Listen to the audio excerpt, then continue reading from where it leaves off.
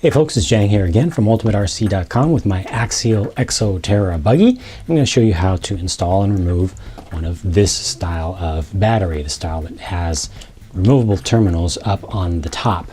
And I've done a separate video for this style of battery with the direct connect leads coming directly out of it. So the very first thing is going to be the same between the two different styles. You're going to access the battery tray from the right side of the vehicle. Pull off these two body clips. They're very conspicuous from the side. Put those aside and then just pull this whole side of the body right off. It'll just kind of snap out. Very simple, and that gives you access to the battery tray right here. Now, things to look out for. Make sure that both of these clips, these lower clips, are always kept towards you until you have the thing installed all the way. If they're back, they're just going to block things and it's going to be ridiculously difficult. Also, make sure that these straps, the forward strap, the rubber strap, stays a little bit towards the right. The rear one stays a little bit towards the left or towards the rear. And make sure that the battery goes underneath both of those. As you route the battery in, try to keep your battery wires and your ESC wire bent out this way, so the wiring will go from the terminals. You've got your power, your output leads here on the left, and then the wire will go this way and then zigzag back to the ESC. So you're trying to bend this towards the right. And here it's going to depend a lot upon just how long your ESC wires are. The longer the better, up to a point, as long as they're not going to interfere with the drive shaft in there. And I'm going to plug this in first before putting the battery in, and then, like I said, manage that wire towards the right. Try to bend it towards the right. It's just going to make things a lot easier. And then I'm going to insert this diagonally. It's pushing up against the bottom of this inner body piece. It's going to scrape it, it's going to rub it, it's going to take the paint off. Make sure that you paint this thing from the top, otherwise it'll eventually start to be partly transparent and it'll be very ugly. As I said before, make sure that these lower clips are towards you and the rubber top straps move towards the ends of the car. Try to get it diagonal and focus on rotating the battery around, not pushing it in. Once it gets just its nose in, just start trying to turn it and keep both of these lower clips towards you. I'm trying to also manage the strap here over on the right hand side with one finger until I can't anymore. All right, I'm out of space there. I'm going to have my right index finger on this lower clip, making sure it stays toward me and doesn't push back. And then I had to rotate it just a little bit away from me. You can see the inner body is moving because I'm actually pushing against it with all sorts of different things. The roll cage is actually having to be bent a little bit also, but just focusing on rotate the battery around until it settles down. And at this point, I just need to get it to settle down the rest of the way. In this case, I need to move it just a little bit back, and there it goes. It is now in its tray. It has settled down. So now I can access the strap on the right hand side. Make sure I pull that towards me. In an ideal world, you'd like to have this strap underneath the wires, but it's just not going to happen. It's too difficult in my experience to get that to happen unless you have tiny, skinny little fingers. And then do a visual check, just a quick little inspection, make sure that things look okay in there and they're not all bunched up. Nothing is being pushed into the yokes on the diff, front or rear. Everything right now looks okay. I've got access to my left strap. The right strap has pushed back just a little bit, but with two fingers, there it is. And I can now pull this down and access this one. And again, pull it down. All right.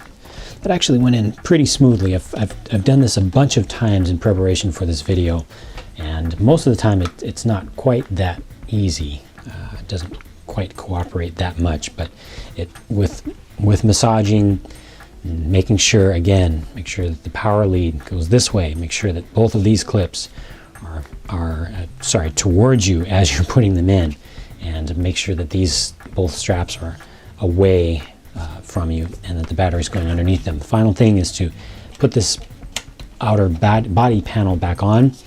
The right-hand side really needs to go behind this piece, but this piece here is screwed in place.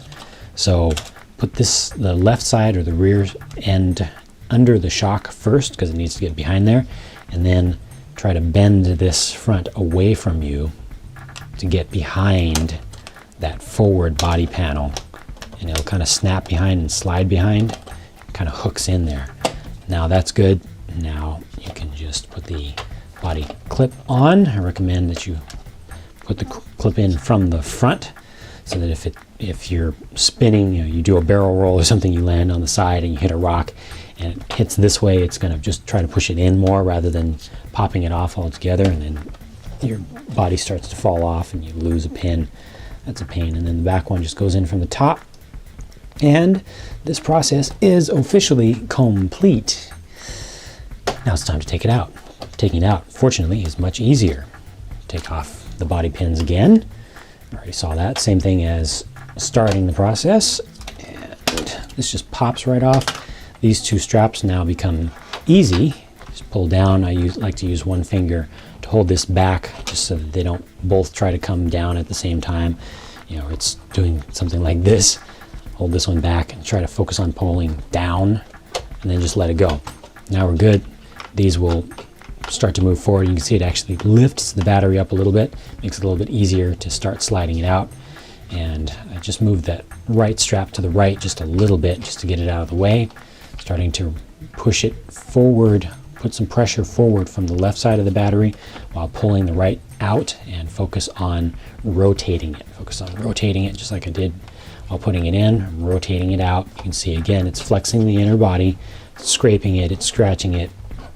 It's even moving the roll cage a little bit, but here it comes, and the strap is now in the way, and that came out.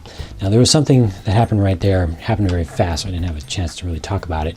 It's a little bit scary, and you might be able to see what it is right there. You see that? See this metal pin that goes through here? See how it lines up nicely with the length of the terminals? You've got a little bit of perspective distortion there, but it is possible to get this to touch both terminals. And with as much gymnastics as you have to do, as tight as everything is, eventually it's gonna happen if you're not very, very careful. So be very, very, very careful, or don't use this style at all if you're worried about it. You don't want to connect these two. These things have so much power in them. The spark can be quite dramatic, and it can transfer a lot of electricity very, very quickly through there. You don't want this thing to blow up on you while it's right here. You don't even want a big arc, so watch out, especially on the left-hand side for this, this strap over here. Make sure that thing does not have an opportunity to touch both of these terminals. It would be very, very, very bad. Last thing is to pull this out, and there we go. Battery is out. I can take a little bit of breath now because I didn't just burn up the room. And that's the process. Like I said, if you haven't seen the video, if you've got this style of battery with the direct connects there, I've got that video up already on my channel. Look for that.